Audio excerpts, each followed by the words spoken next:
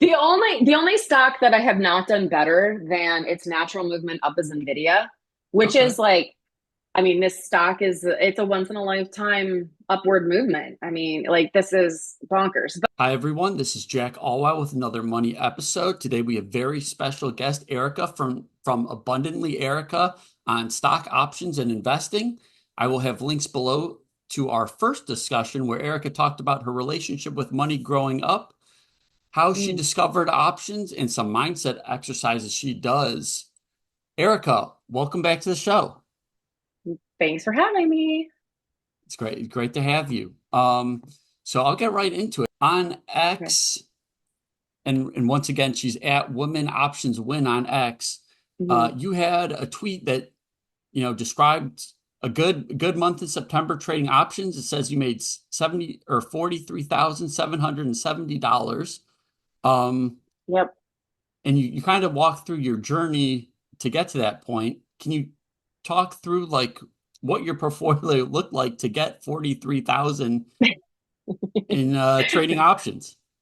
Yeah, I would say that. So I trade a system of trades that I've traded now for years, and I'm actually pulling up my records right now on the computer so that I can look at those for September, so I can kind of give you more insight and answer any questions that you might have about it. But I trade a system of trades, and there's like seven core trades, and then each one of those has two to three to four variations of that trade.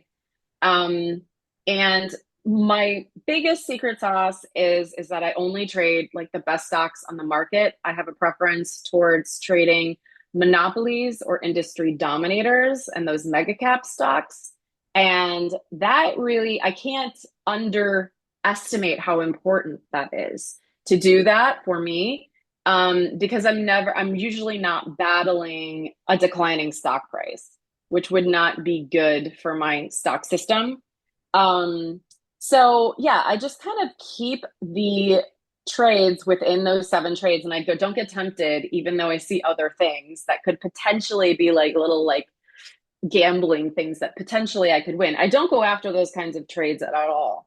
I just keep it within the system because the system works. I've tested it for years. And there are a number of trades that I've found that kind of it's really hard to make less than a 50% return on them per year. So I've kind of rolled more of my portfolio over the years into that sort of trade.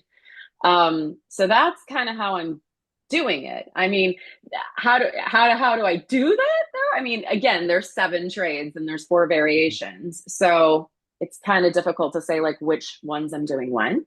But Mhm. I do have a preference for the covered call versus the cash secured put. It's something that I talk about a lot. Um, the cash secured put is sort of it has more risk associated to it, in my opinion. Covered calls, I feel like, are trading in the right direction with the market. A lot of people think that that is a bearish trade because you don't want to get your shares called away from you.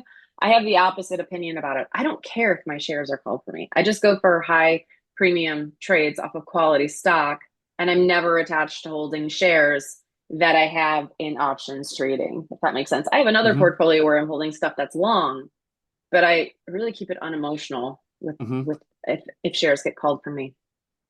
Okay, so that gets to one of the questions I was asked was how are you tracking how much the stock's going up versus when you're collecting premiums and the stock is getting called away? So like in some circumstances you probably would be better off, not selling the call. So have you been tracking that type of metric to see if you actually have an edge or like you're collecting more premium than you would have made had you just Yeah. not sold the call?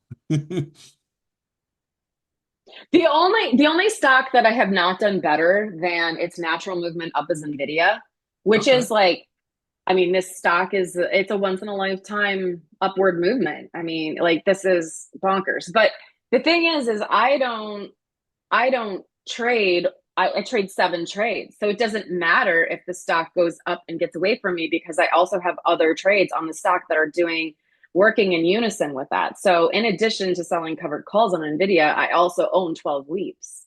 So when it goes up and gets away from me, that's fine because the leap is like magnifying my gain more than owning Ah, shares would. So it's really about having, okay, so I will tell you the other thing that I think most people aren't going to realize is that I really feel as though you should trade 2 to 3 stocks to begin with and graduate to 4 or 5 when you become really good at options trading. Um, because if you know your stocks really, really well and you know sort of how they behave, you can take advantage of that and build the system around it, which is what I've done. So I think that that's what people say. I was like, okay, you got that call. You would have done that call got called away from you. You would have done better holding the shares. Well, I am holding shares and I do own leaps and I have put credit spreads on them. So no matter which way the stock goes, I'm always finding a way to make a profit because I have 7 trades on that stock at the same time. so If are that you makes saying sense. you for every stock you have, you always have like a combination of these 7 trades on? Is that kind of what you're saying? I can safely say that that is true for the 3 that Okay. I trade regularly. So that would be Nvidia, Amazon, probably AMD. I'm trying to move out of AMD into Apple more. But yes, that is true. That is something. And other ones that I'm trading like maybe less heavily, like Apple would be one of them because I'm moving into Apple. I want to trade it more heavily. I'm just getting my cash out of AMD, moving it into Apple. Hmm. That one, I maybe have 3 of the trade variations going on it. Hmm. Okay. Because there's only so much time I want to dedicate to watching my computer every day. And Hmm. that's really what it boils down to. So all of this income that I'm making it in 5 hours a week. So I don't look at a computer all day. And I don't think I could get any more out of it. I don't think I could make Hmm. any more money by looking at it more. Hmm. And there are limits in my portfolio, like to how much I can trade, because of course we all have our collateral limits and things like that. Hmm. So, So, okay, so actually, maybe we should have defined what a leap is. So those are more than a year yep. out, and you're going long on those. So you might Hmm. be, so you have the shares. You might, I mean, when you're selling calls, are they like a month out? So like you'd be You don't selling the have the shares. what? Yeah. But Go ahead, um, finish. but Sorry. like so the ones you're selling covered calls on. So you have shares on those, and then you sell like maybe a month out for that call, but then you own a long leap like a year out. So that's how you're kind of saying like you benefit still. So I guess Correct. on that front, if you were to describe your doomsday scenario with all your trades on, what would need to happen for you to lose? What would need to happen to you? So yeah, if like Nvidia went through sort of like a 10%, 20% pullback or something like that, I actually would be okay because I have an entry point of something like 70 and $90 a share on most of my shares. So I would be okay on that one. But there's like, I feel like everyone has to have a point at which they will sell their stock to leave it Hmm. and protect their capital going forward. And this can just happen. Like we could, news could come out tomorrow that AMD has a better semiconductor than Nvidia, and then yeah, Nvidia is going to go through some things. So like I have to have a point at which I will sell. I'm not concerned at all about the leaps. People are going to be like, "Oh, you're going to lose on those leaps." I am not. I'm going to make those leaps into a secondary trade to rescue them, and it's just going to be a matter of time until I catch up with the amount of time, money I've put into buying that original leap. But I will end up being just fine. I will more than break even by the time that leaps ends. So you said, is a leap, those are 365 days. They are. It is a call option that you buy.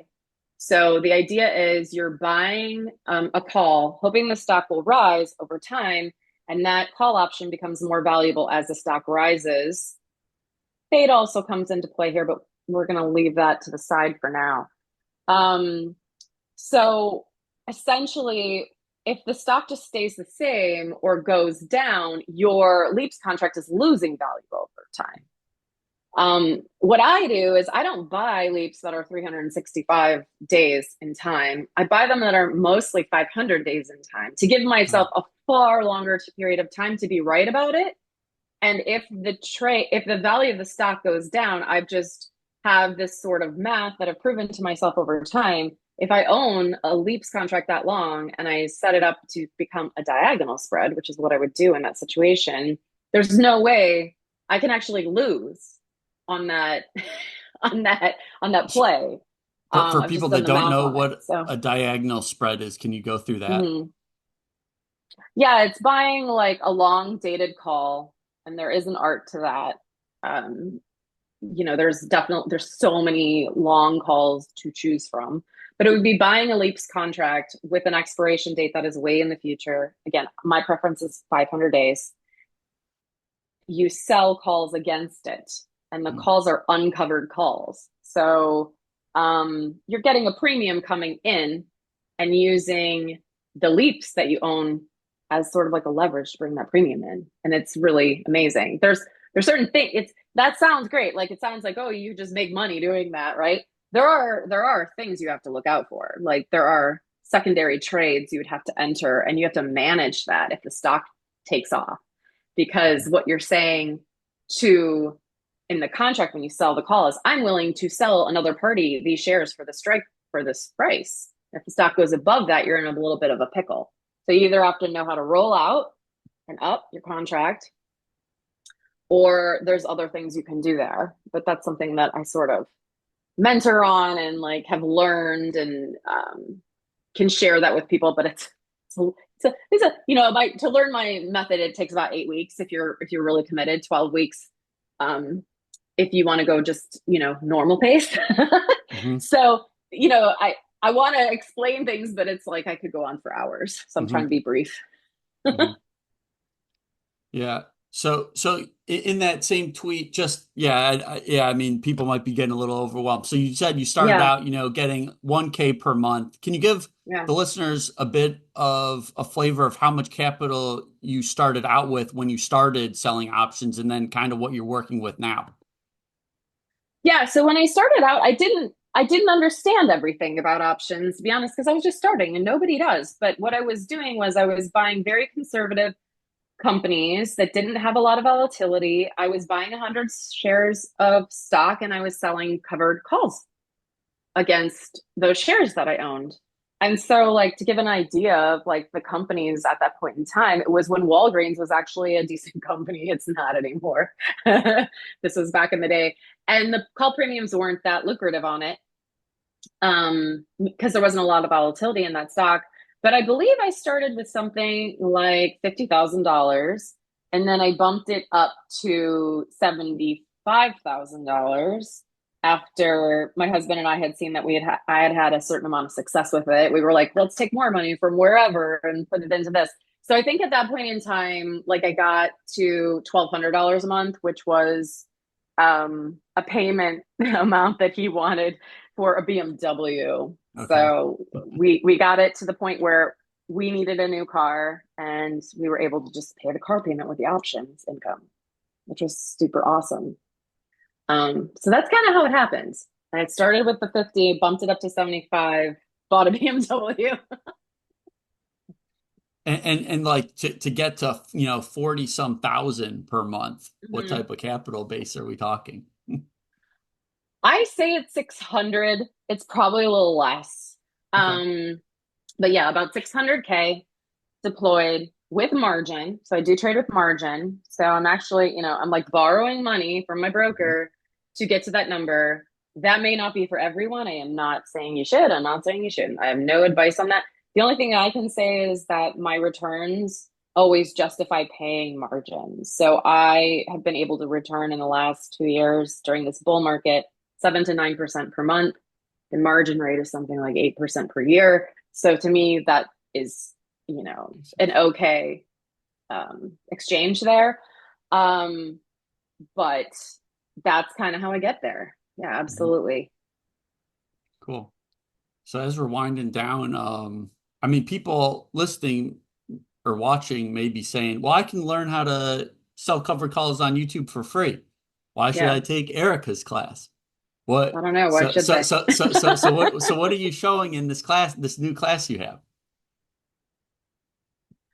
Well, it's not totally new. I've been doing it for a year and a half. I've had 70 students that I've taught options to. There was only one person that ever quit halfway through. He was an Okay. older gentleman who was just like, I think I just want to enjoy my retirement. I don't really want to learn this. I thought I did, but maybe I don't. Which was fine, to each their own.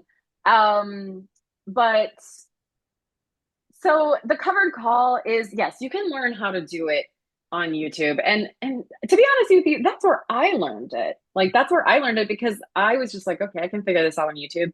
Yeah, but then doing them for 3 years gave me a lot of experience. And I realized there's multiple ways you can play with them. Like there are 4 variations of how I set up a covered call to get different results. Like in your example, how you said, hey, you got these shares called away from you. Well, there's a way to manage a covered call where that's not as likely to happen Hmm. if that's not the result that you want.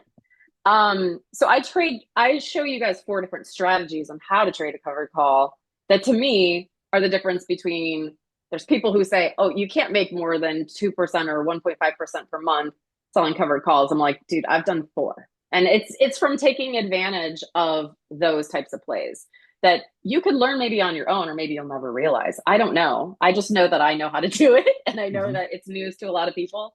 So that's one of the reasons that I would take my course. But on top of that, it's like really taking your options education. A lot of people that come to me, they already know how to do a covered call. They already know how to do a cash secured put, but do they know advanced options theory? No. That's kind of where, and once you get to the point where you're understanding spreads, that becomes a whole different level of income that you can create for yourself. So that's kind of where I think a lot of my value comes in. Awesome. Well, Erica, as we're heading out, why don't you tell the people where they can go learn about the course or get in touch with you? Yeah, you can go to abundantlyerica.com. That's my website. It's Erica with a C. You can check out what I have to say on a daily basis on my Twitter feed at Women Options Win. I will be coming out with more YouTube videos in the future. I do a lot of stock reviews on Hmm. YouTube, and there's actually a free course on YouTube that is all about making great stock picks for options Okay. or just long-term holds. So that is free. I can't even believe more people don't reference that video Uh-huh. series. But also, if you like the way that that video series is set up, that's what my course is like. That's how I talk. I'm very down to earth. I make things easy for people to understand. So that YouTube channel is also Abundantly Erica. And those, I think, Okay. are the main places you can find me. Great. I will be sure to link to all of those. It's been a pleasure. Okay, thanks. Me too. It's been awesome.